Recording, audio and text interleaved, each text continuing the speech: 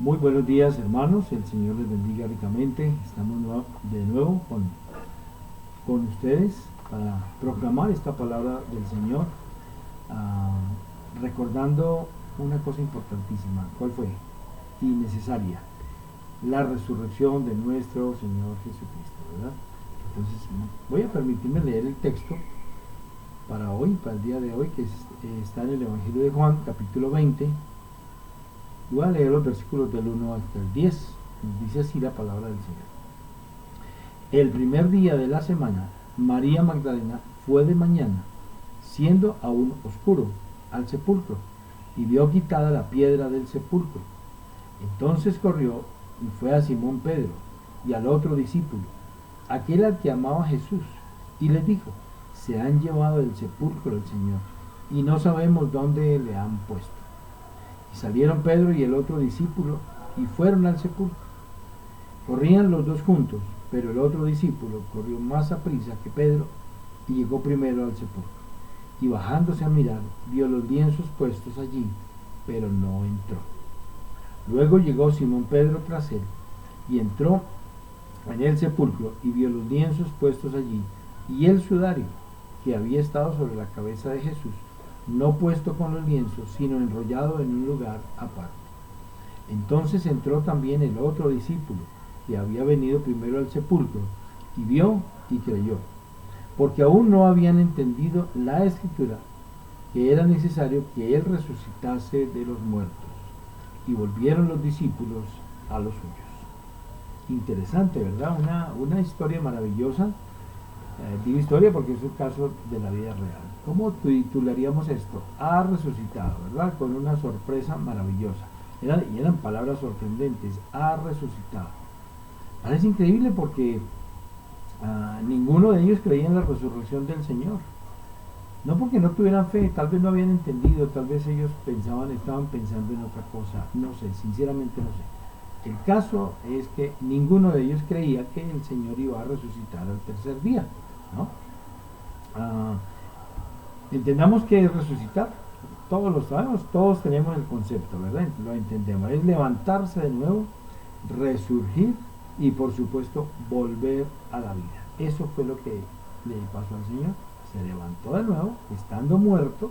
Él no estuvo en coma 3 días, estuvo muerto. Resurgió, volvió a la vida. Muy bien. Pero el punto es este: si resucitó Jesús, si ya no está entre los muertos, si su cuerpo no está, entonces ¿en dónde está ahora? ¿No? Jesús fue crucificado un viernes, sepultado ese mismo día, antes de las 6 de la tarde, porque para los judíos el sábado es el día de reposo, pero no empieza a la 1 de la mañana o a las 12 y un minuto, no, empieza a las 6 de la tarde, 6 y un minuto ya es el sábado, aunque empieza el viernes, y termina el sábado a las 6 de la tarde, ¿no? Entonces Jesús muere antes de las 6 de la tarde, se muere en viernes, y el domingo en la mañana ya no estaba, ya había desaparecido, ¿no? Imagínense, las mujeres iban ese día al sepulcro a ungir el cuerpo. O sea, qué amor, ¿verdad? Eso es una expresión de mucha ternura, de mucho dolor también, de mucha tristeza, pero con un excelente recuerdo. Vamos a ungir el cuerpo de nuestro Maestro.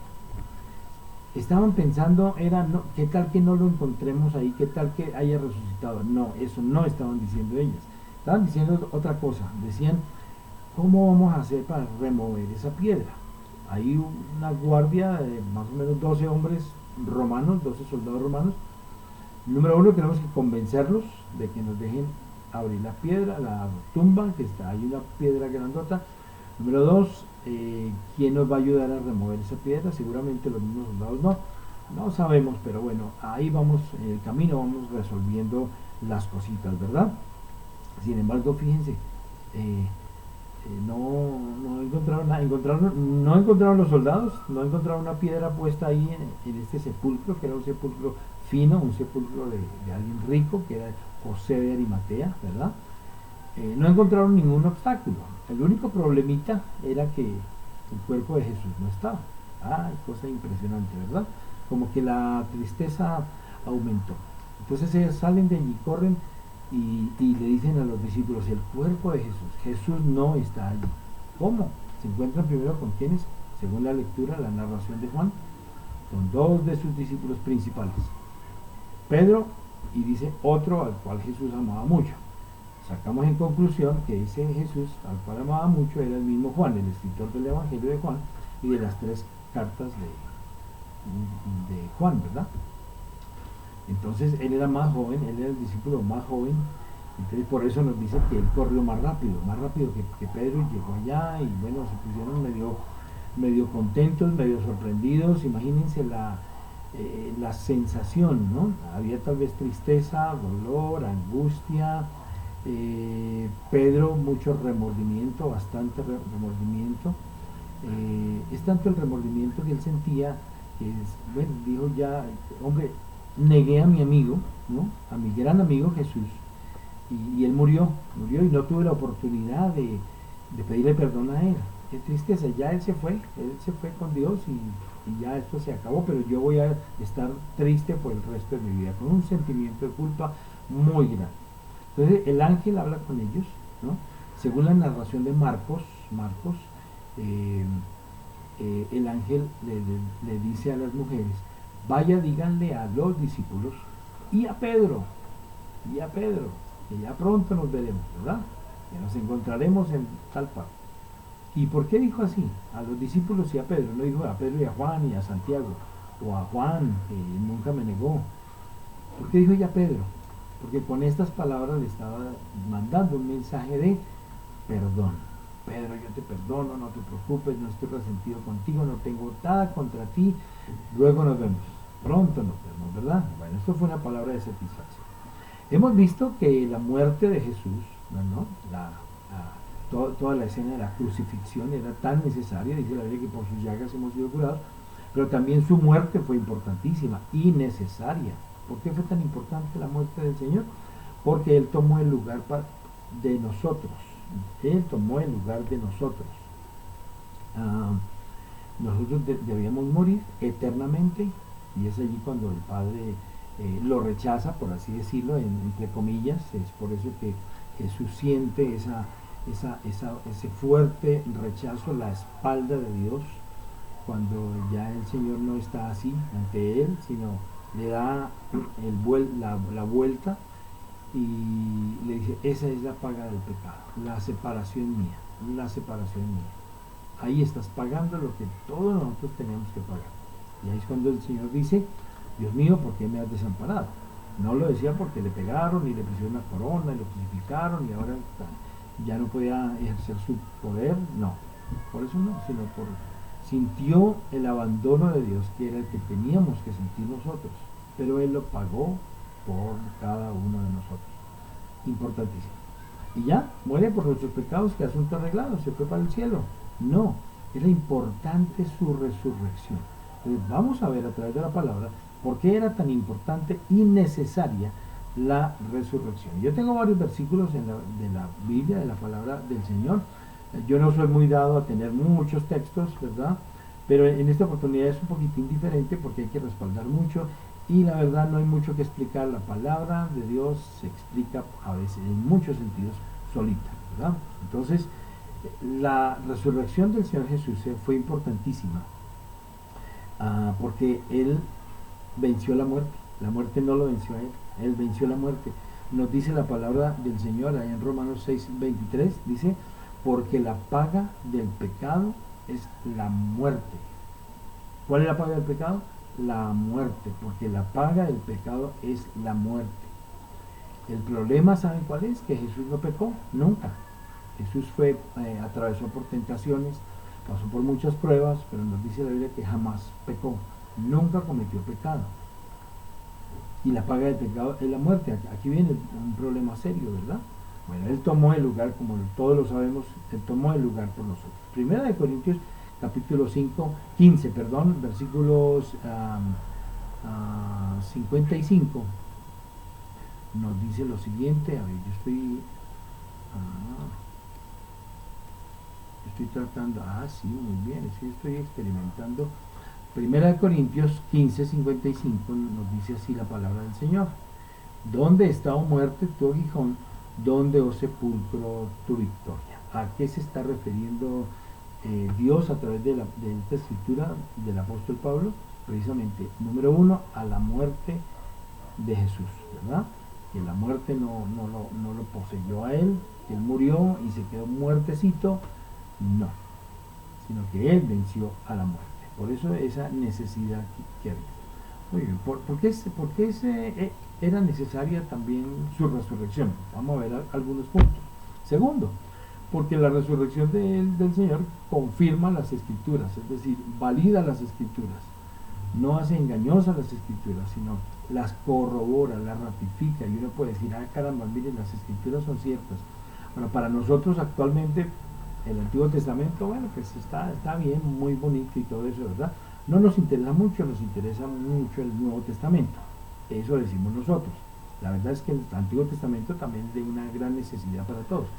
Pero en esa época no existía el Nuevo Testamento.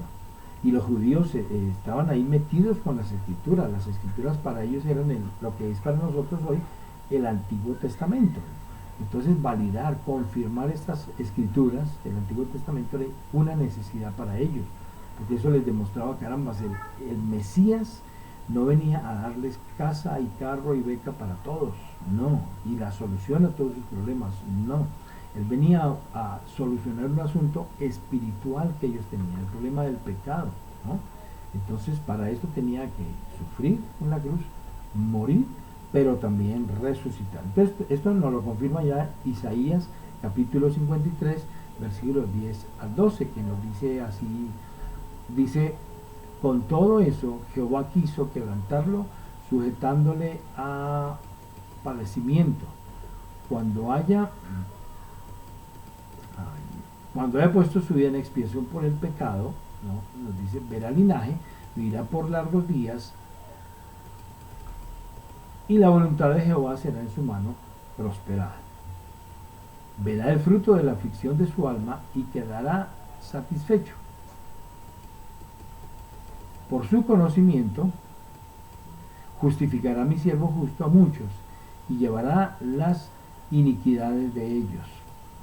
Por tanto, yo le daré parte con los grandes y con los fuertes repartirá despojos, por cuanto derramó su vida hasta la muerte y fue contado con los pecadores, habiendo él llevado el pecado de muchos y orado por los transgresores. Eso fue lo que hizo el Señor, ¿verdad?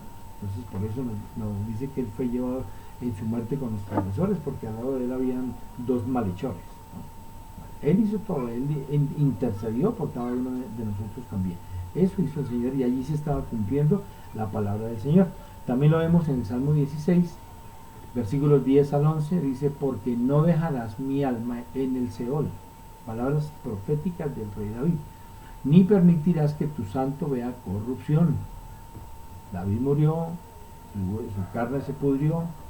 Versículo 11 dice: me mostrarás la senda de la vida, en tu presencia hay plenitud de gozo, delicias a tu diestra para siempre. Muy bien. Y Primera de Corintios, versículos 3 al 4 nos dice: porque primeramente os he enseñado lo que asimismo recibí, que Cristo murió por nuestros pecados, conforme a quién, conforme a las Escrituras. No fue de cualquier manera. No fue como Jesús, que planeó a lo último, le tuvo temor a morir en el crucificado, entonces murió de un infarto, de un ataque al corazón. No, ¿verdad? No, conforme a lo que las Escrituras decían. Lo que pasa es que en ese entonces tampoco, casi como ahora, ¿no? Los fieles judíos no leían las Escrituras, sino como hay intérpretes de la ley, como hay doctores de la ley, como hay rabinos, como hay escribas, fariseos, saduceos, gente que conoce las Escrituras. Entonces, ¿para qué las estudiamos nosotros? No tiene sentido. Más bien las escuchamos de ellos, lo que ellos nos tengan que decir. Así es, y eso es todo, ¿verdad? Algo similar sucede hoy en día, ¿verdad? Entonces, estos intérpretes de la ley, por eso inventaron nuevas leyes, inventaron muchas nuevas normas, otras las exageraron y dijeron: no, el Mesías que viene es una persona que va a restaurar de una forma política, militar, económica al pueblo de Israel. Vamos a ser otra vez fuertes como lo fuimos con David, con Salomón. Vamos a hacer eso, vamos a ser más fuertes que los romanos y todo ese cuento. Y eso se lo creyeron los judíos. Pero la palabra del Señor decía otra cosa, ¿verdad? Bueno. Dice el versículo 4, dice, y que fue sepultado y que resucitó al tercer día conforme también a las Escrituras. Muy bien. Oseas capítulo 6, versículo 2 nos dice, nos dará vida después de 2 días. Está aquí el profeta también dando una pequeña profecía del Señor. En el tercer día, nos vivificará y estaremos delante de él. Hablando simbólicamente de la muerte y resurrección al tercer día del Señor. Porque juntamente con su resurrección íbamos a resucitar nosotros. Muy bien. ¿Para qué más es necesaria entonces la resurrección del Señor? ¿No? Acordémonos, su muerte, su sacrificio necesario, pero su resurrección también es necesario. Allí se probó que Jesús es Hijo de Dios, ¿no? Y vamos a leer en Romanos 1, en Romanos capítulo 1, versículo 4, nos dice lo siguiente, que fue declarado Hijo de Dios con poder según el Espíritu de Santidad, o el mismo Espíritu Santo, ¿verdad? Por la resurrección de entre los muertos. Ha quedado demostrado quién es Jesús. Vamos a leer Hechos capítulo versículo 36, nos dice ya el apóstol Pedro en su primer mensaje, en su primera predicación, dice, sepa pues certísimamente toda la casa de Israel que a este Jesús, a quien vosotros crucificasteis, Dios le ha hecho Señor y Cristo. Este es el mensaje que le daba el apóstol Pedro a los judíos que lo estaban escuchando, ¿verdad? Dice la Biblia que estaban 120 discípulos del Señor, entre ellos su madre María, sus hermanos, estaban orando, estuvieron orando varios días. Y entonces vino sobre ellos el Espíritu Santo, dice la Biblia que desaparecieron lenguas como el fuego sobre sus cabezas, y entonces salieron del recinto donde estaban, comenzaron a predicar la palabra del Señor. Bueno, comenzaron a hablar en otras lenguas, ¿no? Porque como era la Pascua, entonces venían judíos de todo el mundo de aquel entonces, gente que habían nacido en otros países y que habían aprendido otras lenguas, pero que eran judíos, o personas que no eran judías de nacimiento, pero que habían ni de padres judíos ni de descendencia judía, pero que se habían convertido al judaísmo y venían a Jerusalén. Entonces sabían otros idiomas, ¿no? Además del hebreo sabían otros idiomas. Entonces lo que estos discípulos, estos 120 estaban ahí, era alabando al Señor en las diferentes lenguas de toda esta gente. Entonces esa gente dijo, oye, ¿por qué a esta hora? Era como las 9 de la mañana, los escuchamos en nuestras lenguas alabando a Dios. Y esta gente no se ve que sean doctos en la ley, ni que sean muy estudiosos, ¿no? Escasamente saben el hebreo, algunas cositas de arameo, más o menos el griego, y no el griego ese griego pulido que se manejaba en esa época, sino un griego llamado koiné, que era un griego popular, ¿no? Un griego muy, muy sencillo, que lo manejaban todos. Entonces dijeron, pero increíble, esta gente pues que son, miren, son pescadores, no es gente importante, no son ni siquiera adinerados. Y como saben nuestros idiomas, están alabando a Dios, ¿no? Entonces se levanta, después de esto se levanta Pedro y da un fuerte discurso. Sepa pues, bueno, ciertísimamente toda la casa de Israel que a quien vosotros crucificasteis, de una vez los está declarando culpables. Dios le ha hecho Señor y Cristo. Muy bien. Y es que, hermanos, hasta el centurión mismo, cuando Jesús murió, ¿no? Él le metió una lanza en su costado, y ahí es cuando dice que salió agua y sangre. Hoy en día se sabe que es el plasma revuelto con parte de sangre. Para él no era sino agua, ¿no? Y las palabras que pronuncia este centurión fueron interesantes, ¿no? Porque él escuchó todas estas palabras, todo este conversatorio del Señor Jesús, y su respuesta fue, su conclusión más bien fue, verdaderamente este era Hijo de Dios. Y ni siquiera lo había visto resucitado. Llegó a creer él más que sus propios discípulos. Increíble, ¿verdad? Pero eso fue lo que pasó. Muy bien. Cuarta cosita por la cual era la resurrección de Jesús necesaria. Para justificarnos ante Él. En otras palabras, para declararnos perdonados, para declararnos libres de culpa, para declararnos sin culpa, no porque no hayamos pecado, no porque no hubiéramos tenido culpa, sino que Él toma esa culpa y se la apropia a Él y nos declara a nosotros sin culpa. Paga el precio, por así decirlo, paga la condena por cada uno de nosotros, que fue cuando Jesús allí se sintió en la cruz desamparado. Entonces vamos a Romanos capítulo 4, versículo 25, que nos dice, el cual fue entregado por nuestras transgresiones. ¿Qué se me dice? El cual fue entregado por nuestras transgresiones y resucitado para nuestra justificación. En otras palabras, pudiéramos decir que si Cristo no resucita, no pudiéramos ser justificados. Seguramente sí, ¿verdad? Eso es lo que nos dice la palabra del Señor. Yo solamente estoy tomando un versículo de muchos que hay donde están corroborando esta palabra. Entonces, también porque resucitó el Señor para declararnos justos, para declararnos sin culpa, no inocentes, porque sí pecamos, pero ahora no culpables. Segunda de Corintios capítulo 4, versículo 14 nos dice lo siguiente: sabemos que el que resucitó al Señor Jesús, a nosotros nos resucitará con Jesús y nos presentará juntamente con vosotros. Ah, qué maravilloso, ¿verdad? Entonces ahí tenemos una confirmación de que nosotros hemos sido presentados al Señor sin culpa, no porque no lo hubiéramos tenido, claro que sí la teníamos, pero nos declara sin culpa. Por eso cada vez que pecamos ahora, el Señor nos dice, mira, cuando tú peques, entonces vas, oras al Señor, le pides perdón, naturalmente de corazón, estás arrepentido. Dice, Señor, no lo vuelvo a hacer. Y es tu intención real de no volverlo a hacer. Eso se llama arrepentimiento, ¿no?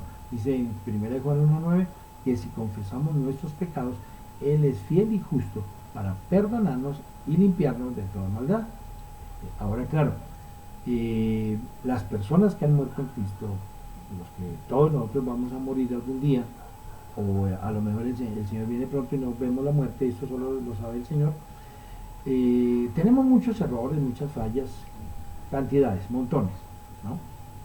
Pero cada día podemos ir al Señor y decirle, Señor, perdóname, de corazón te pido perdóname. Y Él con su sangre lava nuestros corazones y nos perdona, y borrón y cuenta nueva. No quiere decir que ahora somos perfectos, no, pero Él nos santifica, eso entra dentro de todo ese proceso, ¿no? Bueno, muy bien. ¿Para qué más resucitó el Señor? Para darnos una esperanza viva. Vamos a leer Primera de Pedro capítulo 1 versículos 3 y 4. Nos dice así: bendito el Dios y Padre de nuestro Señor Jesucristo, que según su grande misericordia, que según qué, su grande misericordia, es decir, si somos salvos y obtenemos esta vida eterna, no es porque la merecemos, no es porque vamos cumplidamente a la iglesia o vemos en el canal de YouTube o en Facebook las mejores predicaciones, no es porque diezmamos, aunque todas esas cosas las debemos hacer, por supuesto, pero no por eso somos salvos, no por eso obtenemos nuestra salvación, no porque ayunamos o porque leemos la Biblia y nos sabemos todos los versículos de la Biblia de memoria, ya con eso ganamos puntos ante el Señor. No, el Señor no es allí tiene el almacén éxito, que es el que recoge puntos, no, sino que es conforme a quien su misericordia, quien conforme a su misericordia nos hizo renacer. ¿Para qué? Para una esperanza viva. Maravilloso. ¿Por quién? Por la resurrección de Jesucristo de los muertos. Entonces, cuando Jesús resucita, nosotros decimos, carambas, Él verdaderamente resucitó. O sea que sí hay una esperanza para nosotros. O sea que sí podemos estar seguros con Él.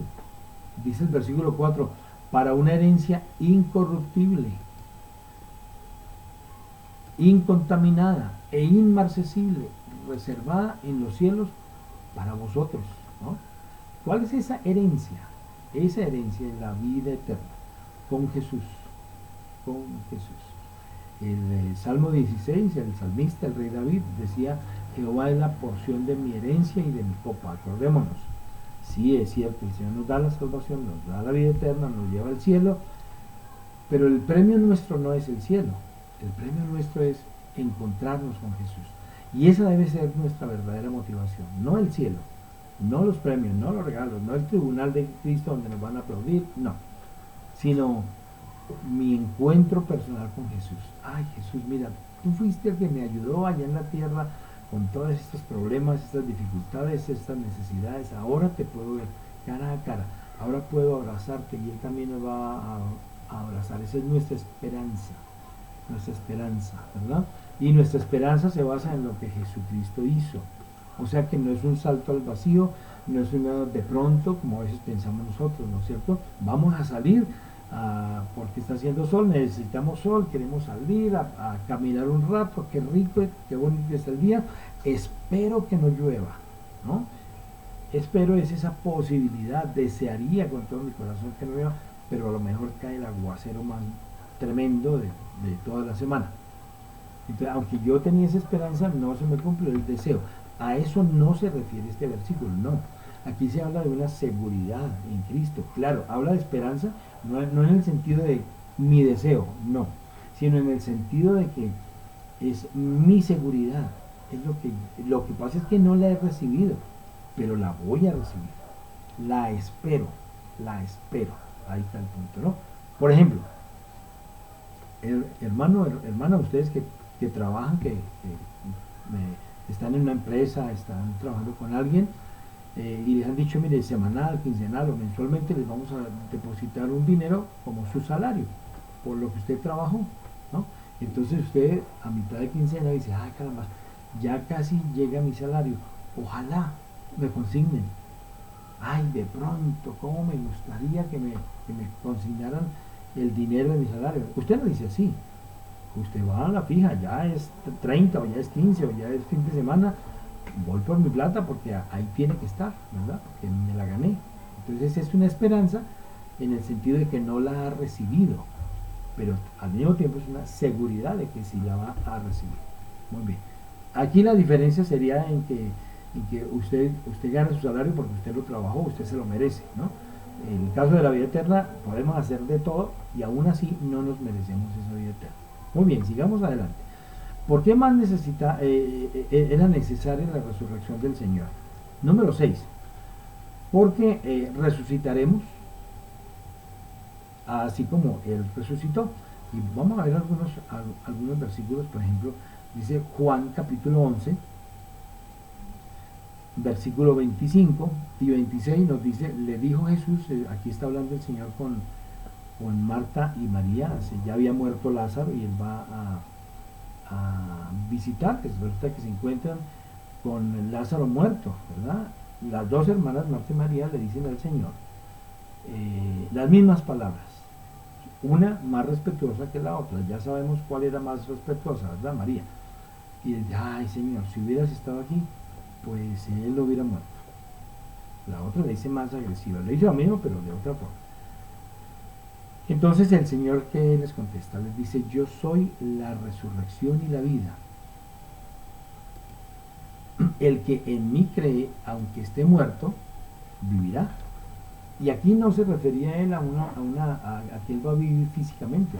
Estaba hablando de esa vida eterna, que él es la persona que muere en Cristo, se va con el Señor, no porque se lo ganó, sino se va con el Señor. Punto, por la misericordia de Él, ¿no? Entonces, resucitaremos igual que en Él. Y dice, el versículo 26, perdón, dice: y todo aquel que vive y cree en mí, no morirá eternamente. Ahora les pregunta a ellas: ¿crees esto? ¿Crees esto? Pues sí, Señor, yo lo creo. Bueno, si crees esto, es más difícil, entonces yo voy a resucitar a Lázaro, que es más fácil. ¿Cómo así? Y es donde hace el Señor ese milagro tan maravilloso entonces. Muy bien. Vamos a leer Primera de Corintios capítulo 15 versículo 20. Bueno, vamos a leer antes Primera de Tesalonicenses capítulo 4, Primera de Tesalonicenses capítulo 4 versículos 13 al 18. Nos dice acerca de la venida del Señor. Dice, tampoco queremos, hermanos, que ignoréis acerca de los que duermen, para que no os entristezcáis como los otros que no tienen esperanza. En otras palabras, el apóstol Pablo les está recordando a ellos, miren, hay hermanos cristianos, gente murió en Cristo, murieron, pero entonces no los vamos a llamar muertos, los vamos a llamar dormidos. Ellos están durmiendo, ¿verdad? Ellos están durmiendo, no de pronto un sueño literal, sus almas están dormidas, como los creen la iglesia adventista, sino están allá con el Señor esperando ese tribunal de Cristo, esperando la venida del Señor. Él va a bajar con ellos, entonces están esperando, están allí, entre comillas, quietos, ¿verdad?, de sus labores, por eso se les dice dormidos. Entonces el apóstol Pablo dice, estos hermanos que eran familiares suyos, amigos suyos, ellos durmieron en el Señor, ¿no? Ellos sí tienen esperanza. Los otros, los que no durmieron en el Señor, ya no tienen esperanza. Bueno, versículo 15 dice, por lo cual os decimos esto en palabra del Señor, que nosotros que vivimos, que habremos quedado hasta la venida del Señor, no precederemos a los que durmieron. ¿Cómo así? Porque el Señor mismo, con voz de mando, con voz de arcángel y con trompeta de Dios, descenderá del cielo, y los muertos en Cristo resucitarán primero. Los muertos en Cristo resucitarán primero. Aquellos que murieron el año pasado, los que murieron el antepasado, los que murieron hace 20 años, hace 2000 años, todos, ¿verdad? Sin importar cuál fue la razón por la cual murieron. Dice el versículo 17, luego nosotros, los que vivimos, los que hayamos quedado, seremos arrebatados juntamente con ellos en las nubes para recibir al Señor, y así estaremos 20 años con el Señor. Amén. No, dice siempre, siempre con el Señor. Dice, por tanto, alentados los unos a los otros con estas palabras. Por eso esa frase que nos dice la Biblia, el Señor viene pronto, y que hoy en día muchos la están proclamando, el Señor viene pronto, ¿verdad? Ahora sí vamos a leer 1 Corintios capítulo 15, versículo 20, dice, mas ahora Cristo ha resucitado de los muertos, primicia de los que durmieron es hecho. Primicia de los que durmieron. ¿Cómo así? Primicia, él es la primicia de los que, primicias de los que durmieron es hecho. Bueno, pero resulta que Jesús resucitó, y no fue el primer resucitado. Antes de Jesús resucitó Lázaro, antes de Jesús resucitó el hijo de la viuda de Naín, ¿no? Iban con ese entierro para el cementerio, y él detiene la procesión, la marcha, y él toca el féretro, el cajoncito, y levanta a este muchacho, lo resucita. Ese fue primero que Lázaro, incluso. En el Antiguo Testamento hay algunas resurrecciones, por ejemplo, el profeta, hay un profeta que resucita al hijo de una viuda también, ¿no? Elías. Bueno, Elías y Eliseo también. Entonces Jesús no fue el primero en resucitar. Nos habla de las primicias. ¿Por qué? Porque ahora vamos a resucitar en Cristo. Los muertos en Cristo, ¿qué harán? Resucitarán primero en Cristo. Los que murieron en Cristo resucitarán primero. Entonces, y el apóstol Pablo decía, pues él no sabía si se iba o no se iba, si el Señor venía antes de su muerte. Por eso dice, luego nosotros, los que vivimos, los que habremos quedado, también seremos arrebatados, nuestros cuerpos transformados. Ya vamos a ver eso. En los versículos 42 al 44 dice, así también es la resurrección de los muertos. Se siembra en corrupción, resucitará en incorrupción. ¿Qué quiere decir con que se siembra en corrupción? En corrupción porque es esta materia que se va desgastando, ¿cierto? Y se resucitará en una especie de materia que no es carne, hueso y carne, no es esa, ¿no? Y que no se acaba, no se deteriora, no se cansa, no se enferma y por supuesto no se muere. Se siembra en deshonra, resucitará en gloria. Se siembra en debilidad, resucitará en poder.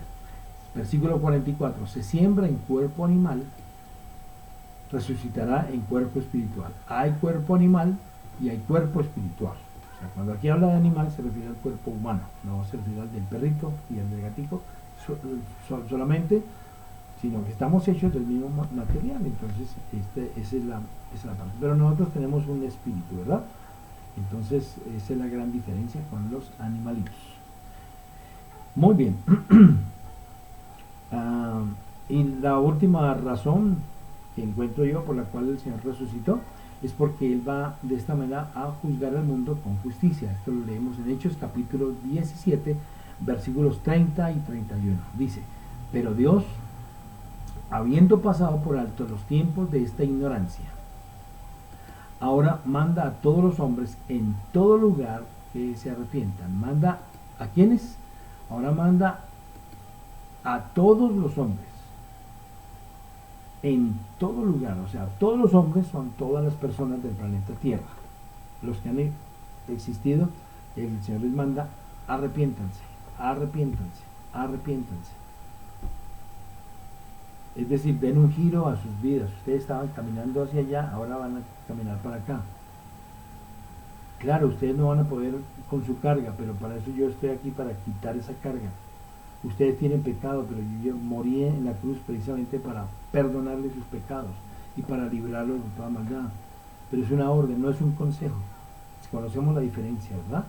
El consejo es que una persona le dice: mire, ese saco que tiene puesto no se le ve muy bien. A mí me parece que se debería poner un saco rojo, porque ese azul que tiene no le sale con su camisa. Es un consejo y tal vez es un buen consejo, pero la persona dice: pero a mí me gusta más este saco que tengo puesto, así que gracias por su consejo, pero lo desecho y está bien, no hay ningún problema. Pero aquí el Señor no da un consejo, da una orden. Dice: manda a todos los hombres. Si fuera un consejo, pues listo, no hay problema. Yo no tomo ese consejo y me va a ir bien porque era un consejo nada más. Pero cuando ya desobedezco una orden, ya sé que me va a ir mal, ¿no? Y esa orden no es solo para los cristianos, es para todo el mundo, ¿no? Todos nacemos con esa posibilidad de ser salvos. Por eso el Señor manda a todos los hombres en todo lugar, aquí en Colombia, en Argentina, en México, en China, en Rusia, en Inglaterra, manda a todos los hombres en todo lugar que se arrepientan. Esa es la oportunidad que nos da el Señor. Y entonces por eso en Mateo 24, por ejemplo, nos habla de las señales antes del fin. ¿Por qué van a suceder estas cosas? ¿Porque la tierra está cansada simplemente? No. Van a suceder esas cosas porque el Señor va a estar presionando, presionando, presionando. Arrepiéntanse, arrepiéntanse. Y la economía va a estar mal. Y por ahí dicen que nosotros no vamos a volver a la normalidad nunca. Quién sabe, a lo mejor es cierto. Pero Dios presionando a la humanidad, presionando a la gente. Cuando empezó esta cuarentena, la gente empezó a buscar más de Dios. Curiosamente, y no habían iglesias abiertas, ¿verdad? Pero aún así empezaron a buscar más del Señor.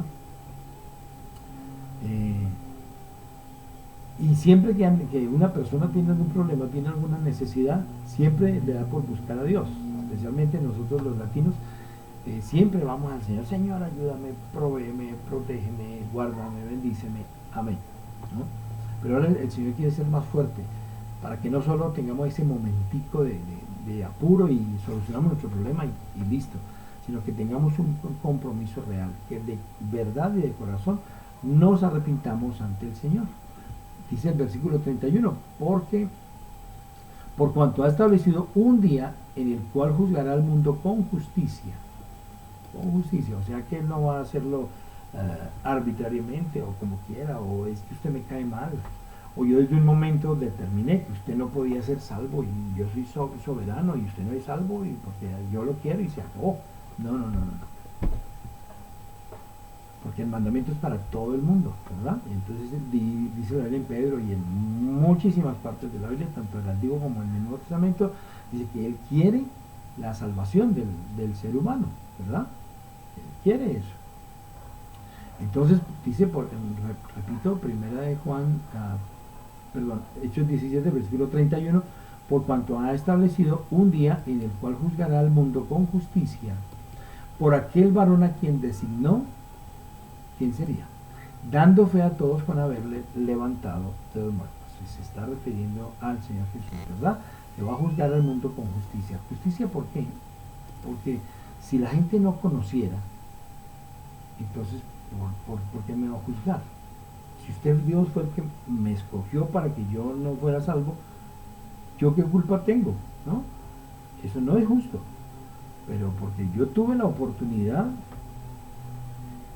de ir al Señor y arrepentirme y no lo hice, ahí sí entonces el Señor me va a juzgar con justicia. Tuviste la oportunidad y simplemente no hiciste, no tomaste la decisión. Ahora, yo quiero ser muy claro con esto y nosotros damos ese paso y nos arrepentimos y le pedimos perdón al Señor. Eso no quiere decir que nosotros podemos continuar ese camino del Señor en nuestras fuerzas, porque nosotros somos muy inteligentes, muy sabios, muy... No. Ahí sí seguimos necesitando del Señor siempre, porque no es en nuestras fuerzas, sino en las fuerzas del Señor, ¿no? Y si de pronto yo cambio en mi carácter y cambio en mi forma de ser y cambio en muchas cosas, no es porque me lo propuse y es que el pensamiento positivo mío era genial, no, sino porque el Señor me está ayudando, me está cambiando, me está transformando. Él me está cambiando. Todo porque yo me estoy dejando cambiar. Porque si no me dejo cambiar, también el Señor dice, bueno, pero defínase, amiguito, porque me dice que quiere cambiar y no me deja. Entonces defínase, sí o no. Entonces cuando lo dejamos actuar, Él empieza a actuar y a trabajar en nosotros. Muy bien. Aparte de eso, pues ustedes saben, hubo testigos de la resurrección. No es solamente lo que escribe aquí el apóstol, sino que hubo testigos, ¿verdad? Y eso nos lo menciona aquí mismo en 1 Corintios 15, leanlo en sus casas, donde nos habla que su primer testigo fue María Magdalena, también estuvieron los discípulos, él se apareció a los discípulos varias veces, dice el apóstol Pablo que luego a más de 500 hermanos a la vez, dice también a Saulo de Tarso, ¿verdad? Cuando él iba persiguiendo la iglesia, iba con cartas para echarle en la cárcel a todo el que se le atravesara que fuera cristiano. Y dice la Biblia que yendo en camino hacia Damasco, que el Señor lo tumbó al piso. No dice que lo tumbó del caballo, no lo tumbó del camello, ni del burrito. A lo mejor iba en alguno de esos tres, o a lo mejor iba caminando. El caso es que lo tumbó al piso. La Biblia no dice de dónde lo tumbó, sino que lo tumbó al piso. Y entonces Pablo reconoce, oye, ¿quién eres? ¿Quién eres tú? ¿Quién eres? Yo soy Jesús, al que tú persigues. Pero ¿cómo? Luego no estabas muerto, completamente muerto. No. Ay, Señor, ¿qué quieres tú que yo haga? O sea, empieza a someter su voluntad al Señor. Una decisión de Pablo, ¿verdad? Yo voy a seguirte. Ahora, ¿qué quieres tú que yo haga? Yo no puedo ser un robot, ¿no? Yo no puedo ser un computador, no puedo ser un celular que le ponen así. No, soy una persona y yo tomo la decisión de decirte a ti, Señor, ¿qué quieres tú que yo haga? Y yo lo voy a hacer, ¿no? Bueno, esas son las evidencias. Aparte de eso, pongámonos a pensar, si Jesús no resucita, si son ellos mismos los que roban el cuerpo de Jesús, el cadáver de Jesús, y luego le proclaman a todo el mundo, mire, si lo vimos, y si se nos apareció, y nos dio mandamientos y todo eso, mire que a cada uno de ellos los mataron, y a muchísimos de ellos los mataron. ¿Qué hubiera pasado cuando los cogen y les dicen, te vamos a matar? ¿Jesús resucitó? Sí, claro que sí. Entonces te vamos a matar por decir esa afirmación, ¿verdad? Te vamos a matar. ¿Qué hubieran dicho ellos? No, espérense, no, es un chiste, es una broma de mal gusto, era para ganar adeptos, era para volvernos famosos, pero no, Jesús no resucitó. Yo tampoco me va a hacer matar por una mentira. Eso hubieran dicho todos, ¿verdad? Ninguno lo dijo, ninguno lo negó, porque Jesús sí había resucitado. Aparte de eso, pues la otra confirmación es la de que nosotros, los creyentes en Cristo, hemos sido cambiados, hemos sido transformados por Él y continuamos con esa transformación. Unos ya van llegando muy cerquita de Él, a otros nos falta todavía kilómetros y kilómetros para alcanzar a su estatura, ¿verdad? Eh, lo bueno es que vamos todos en ese camino. Ahora, yo siempre me pregunté, si Jesús no, si cuando Jesús resucitó, ¿por qué no fue a Jerusalén, al templo? Y se mostró allí otra vez y dije, mírenme, no me crucificaron el viernes, y hoy es domingo y aquí estoy. Uy, créanme, quién sabe qué hubiera pasado. Personalmente ahora pienso, lo hubieran vuelto a crucificar, seguramente. Lo hubieran vuelto a crucificar. Hace años escuché a un líder religioso que dijo eso, para una Semana Santa le preguntaron si Jesús viniera hoy, ¿qué haría él? ¿Verdad? Nosotros como creyentes y conocedores más o menos de las escrituras diríamos, no, si Jesús vuelve hoy, viene a juzgarnos, ¿verdad? A llevar a su pueblo a juzgarnos. Bueno, él era un líder religioso, supuestamente conocedor de las escrituras. La respuesta de él fue muy sorprendente. Dijo, si Jesús viniera hoy, al ver tanta maldad, al ver tanta corrupción mayor que la que había cuando él vino por primera vez, se volvería a dejar crucificar por los pecados de la humanidad. Terrible, ¿verdad? Terrible afirmación. Pero si conocemos las escrituras sabemos que no, ya fue una sola vez. Entonces él derramó su sangre y con este derramamiento de sangre es que podemos obtener el perdón de los pecados. Y él ya no viene más a derramar sangre, ahora viene, dice la Biblia, como juez, ¿verdad? Como juez. Entonces, ¿por qué no se presentó Jesús ante todos? Porque Jesús,